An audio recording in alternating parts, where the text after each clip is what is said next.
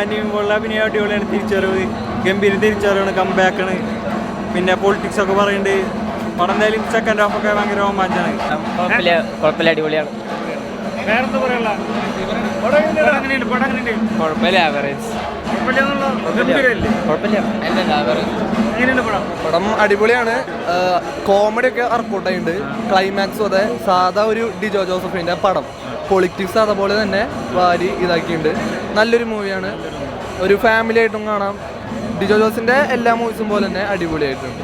Comedy അതെ ഒരു വർക്കൗട്ടാക്കിയിട്ടുണ്ട്. എന്തായാലും നമുക്ക് ഞാനും പടം കണ്ട ആളാണ്. ശരിക്കും നല്ലൊരു വിഷയം തന്നെയാണല്ലോ. അതായത് പഠിക്കുക, വളരുക, അല്ലേ? അല്ലേ?